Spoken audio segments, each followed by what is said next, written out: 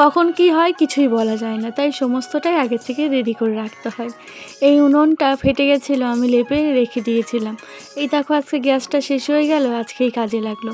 আর আজকে তোমাদের দাদাভাই একটু তাড়াতাড়ি করে বেরোবে, আর আজকেই গ্যাসটা শেষ হয়ে গেল। একটুও সময় নষ্ট না করে তাড়াহুড়ো করে সমস্ত খড়ি ঠড়ি সব নিয়ে এলাম। আর এসে এই যে প্রথমে ভাতটা বসিয়ে দিলাম।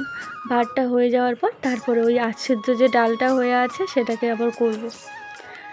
তাড়াহুড়োর মধ্যে জানি না আজকে আমি কতটুকু টিফিন রেডি করে দিতে পারবো, তবে চেষ্টা করব একবেলার তো দেওয়ার, যদি একবেলাও খাই তাও ভালো হবে।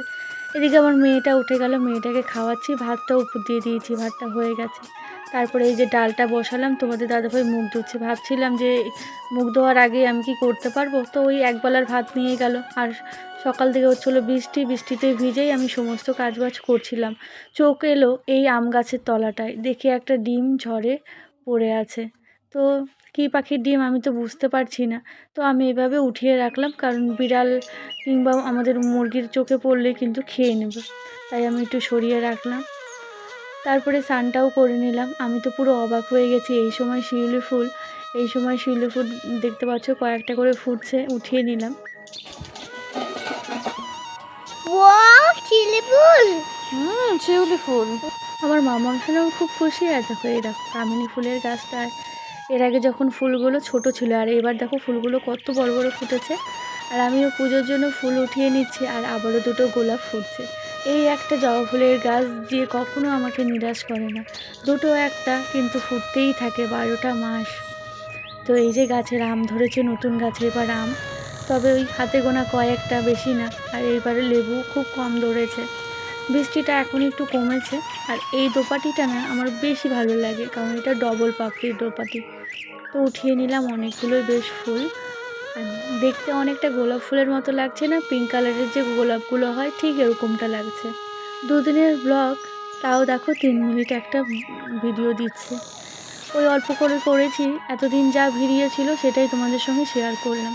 কাল থেকে আবারও আগের মতো ফ্রেশ একদম ভিডিও তোমরা দেখতে পারবে।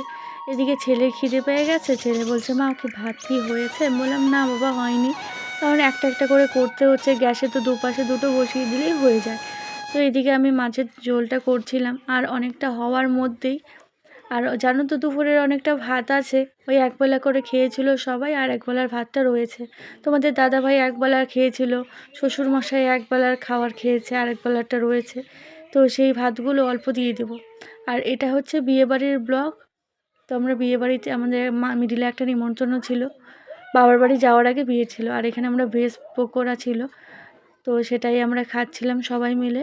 আর বউ গিয়েছিল, মানে ভাত দিতে হয় যে বউ ভাতে ভাত, তো সবাইকে ভাত পরিবেশন করতে। এখন বউ এলো, তো বউয়ের হাতে গিফটটা দিয়ে আমরা খেতে বসবো। বেশ আমরা 15 থেকে 10 মিনিট এখানে বসেছিলাম।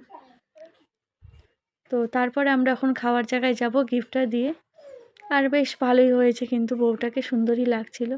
আর এই যে আমার মাম্মাম সোনাকে আজকে আমি রেড কালারের কিন্তু ড্রেসটা পরিয়েছি, আর আমি এই পিঙ্ক কালারের শাড়িটাই পরেছি, এই প্রথম পরলাম, পুজোয় নিয়েছিলাম। আর এই যে আমরা খাওয়ার টেবিলে বসে গেছি। আজকের ব্লগটা এখানেই শেষ করছি। সকলে ভালো থেকো, সুস্থ থেকো, আবারও দেখা হচ্ছে নতুন ভিডিওর সঙ্গে। ভালো লাগলে লাইক সাবস্ক্রাইব করে পাশে থেকো।